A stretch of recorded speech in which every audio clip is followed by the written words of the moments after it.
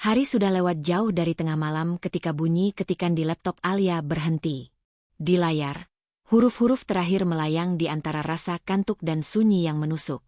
Lampu meja menebar cahaya kuning lembut, memantulkan bayangan dirinya di jendela. Bayangan seorang perempuan 40-an yang lebih sering berbicara dengan kenangan daripada dengan manusia.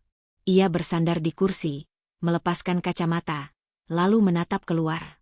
Hujan tipis membasahi kaca, menimbulkan irama lembut yang anehnya justru membuat dada terasa hampa.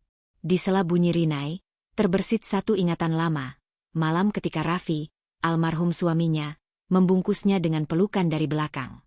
Hangat. Diam. Segalanya terasa cukup dalam diam itu. Alia menutup matanya, membiarkan tubuhnya mengingat setiap detik dari kenangan itu. Aromanya, sentuhan ringan di bahu, dada lebar yang menahan gemetar dingin.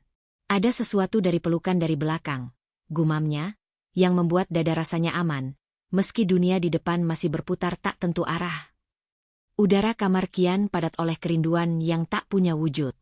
Ia menarik napas panjang, lalu tersenyum getir kepada bayangan sendiri. Menulis adalah caranya bertahan, katarsis yang menghidupkan kembali hal-hal yang sudah pergi. Tapi malam itu, untuk pertama kalinya, Alia bertanya dalam hati. Apakah mungkin rasa aman itu akan datang lagi, dari seseorang yang baru, di dunia yang kini terasa terlalu sunyi? Kenangan itu muncul tiba-tiba, sejelas foto lama yang tak pernah pudar. Saat itu mereka masih muda. Alia baru mulai bekerja di majalah kecil. Raffi masih mahasiswa teknik yang sering mengeluh tentang tugas akhir. Hari Minggu sore di taman kota. Jakarta baru saja diguyur hujan, rumput lembab, dan udara manis bercampur aroma tanah basah. Alia berdiri di tepi sungai buatan, menatap arus yang mengalir pelan.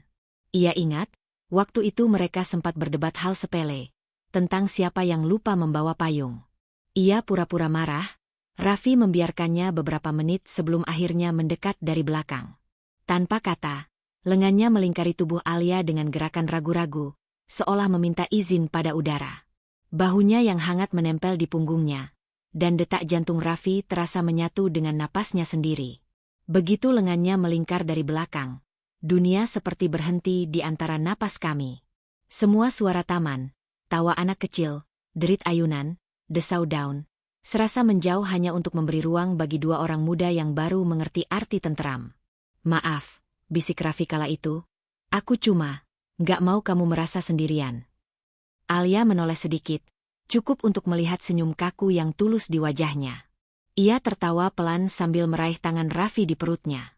Kamu tahu, katanya, kalau kamu terus melakukan ini, aku bakal keterusan manja. Dari tempatnya kini, kenangan itu terasa seperti mimpi yang ditinggalkan di masa lampau, murni, sederhana, dan nyaris mustahil diulang. Pelukan pertama itu bukan sekadar romantis. Ia menjadi awal dari kebiasaan kecil yang kelak menggantikan kata-kata. Kebiasaan yang kini hanya hidup di antara tulisan-tulisan Alia dan udara malam yang semakin dingin. Setelah pernikahan, hidup mereka berjalan dengan cara yang tenang, terlalu tenang mungkin.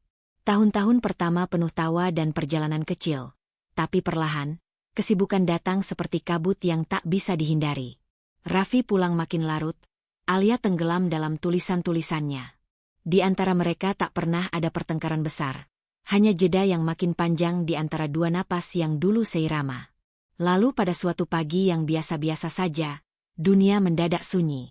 Sebuah telepon, sebuah rumah sakit, sebuah kabar singkat, serangan jantung.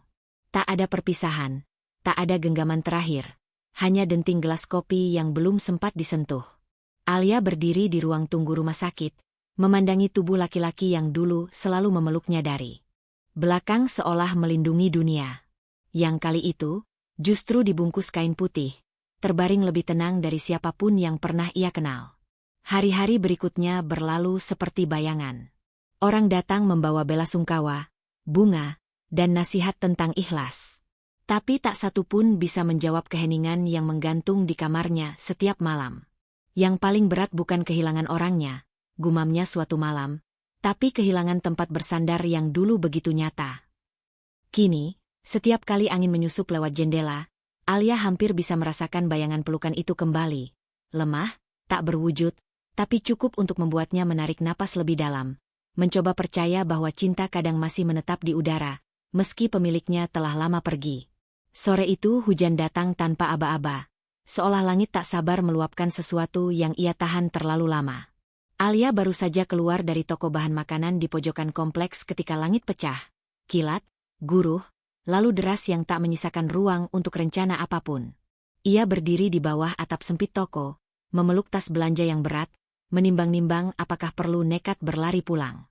Di tengah kebingungannya, sebuah payung hitam tiba-tiba terbuka di atas kepalanya. "Bu, kehujanan nanti masuk angin." Suara berat itu datang dari samping. Dimas, tetangga barunya di blok sebelah, menatapnya sambil tersenyum malu.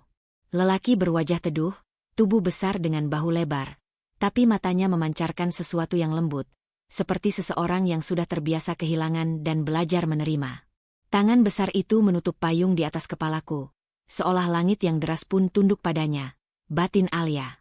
Ada rasa aman yang aneh, familiar, sekaligus menakutkan.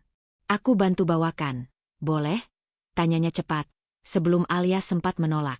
Dengan satu tangan ia menenteng dua kantong belanja, sementara tangan lainnya memegang gagang payung di atas mereka berdua.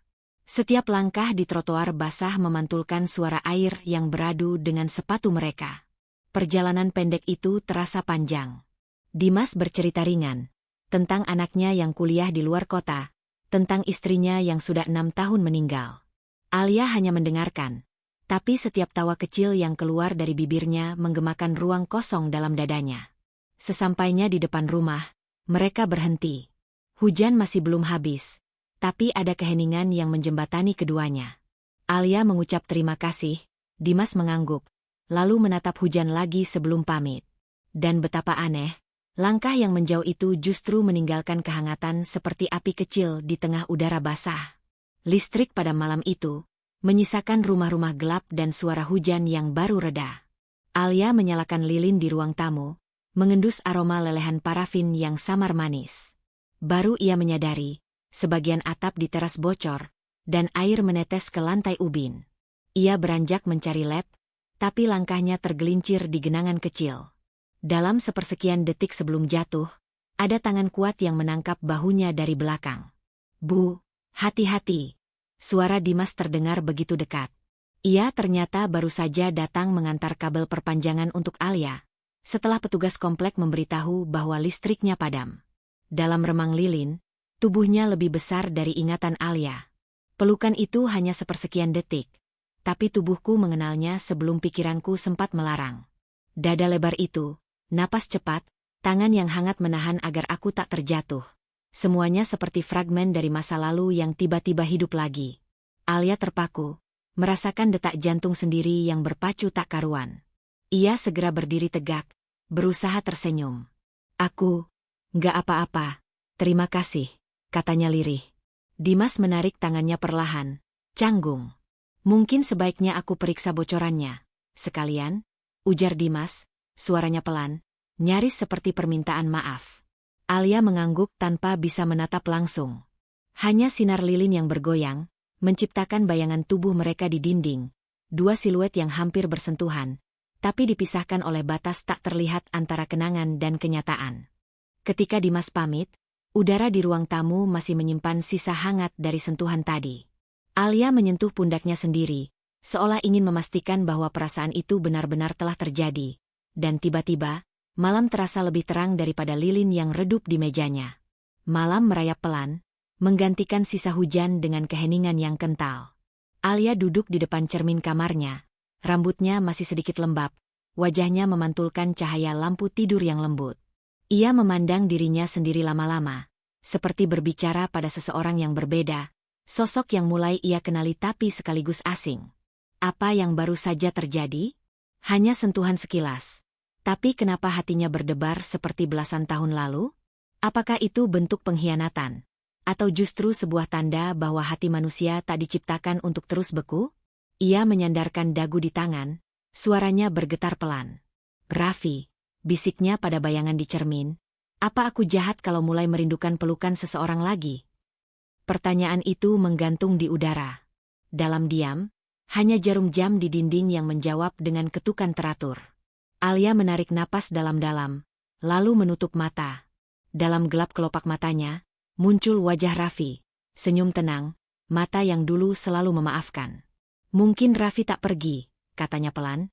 Ia hanya menitipkan rasa aman itu agar bisa kutemukan lagi di dunia. Setetes air mata jatuh, tapi kali ini tidak sesak. Hanya hangat, seperti ucapan terima kasih yang tak terucap. Ia tersenyum tipis pada bayangannya sendiri, lalu berbisik lagi. Aku masih mencintaimu.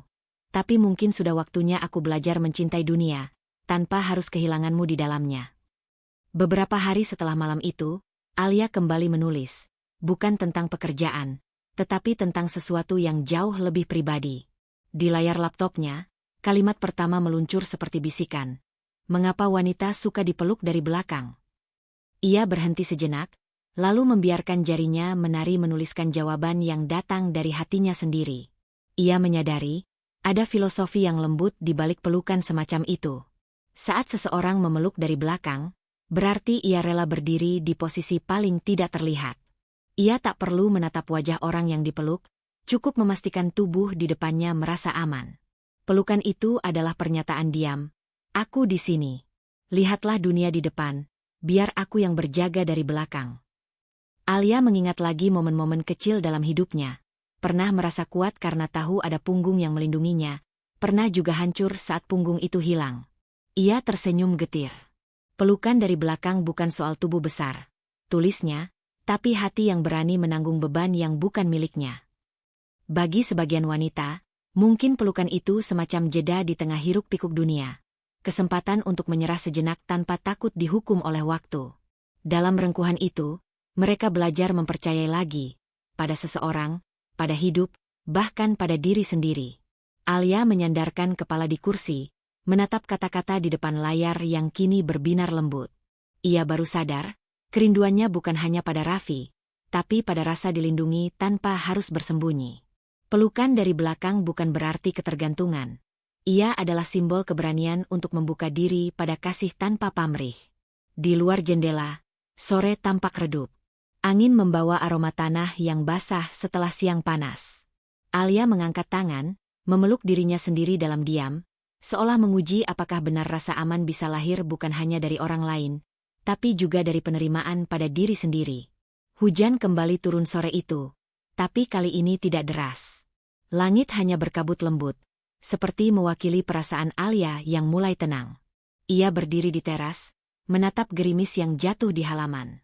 Dimas datang membawa payung, wajahnya basah oleh sisa embun dan senyum kikuk yang tak bisa disembunyikan. Listrik udah normal? Tanyanya. Alia mengangguk. Sudah. Tapi aku rasa aku masih perlu cahaya tambahan. Ia tertawa kecil, setengah bercanda. Dimas ikut tersenyum, lalu tanpa banyak kata, berdiri di sampingnya. Di antara mereka hanya ada suara gerimis dan detak jantung yang samar, beriring seperti dua jarum jam yang akhirnya seirama. Alia memutar tubuhnya, menatap Dimas yang tampak kebingungan setengah gugup. Terima kasih. Sudah ada setiap kali aku butuh, katanya lirih. Dan entah karena keberanian atau karena kerinduan yang telah jinak, ia melangkah mendekat, lalu memeluk Dimas, dari belakang. Gerakan itu sederhana, tapi penuh makna. Lelaki itu terdiam, membiarkannya menenggelamkan wajah di punggung yang hangat. Tidak ada air mata, tidak ada rasa bersalah, hanya kedamaian yang tulus. Dalam hati Alia tahu, ini bukan tentang menggantikan Raffi. Ini tentang membiarkan hidup memeluknya kembali. Kali ini, pelukan itu bukan nostalgia, bisiknya pelan, melainkan izin untuk hidup lagi. Gerimis makin lembut, seolah langit pun setuju. Dimas menoleh sedikit, menatapnya dengan mata yang jujur. Alia tersenyum. Bukan karena kenangan, tapi karena kenyataan bahwa hatinya ternyata masih bisa berdetak untuk masa depan. Di bawah langit abu-abu itu, dua jiwa yang pernah kehilangan kini berdiri berdampingan, belajar percaya lagi pada hangatnya cinta yang baru.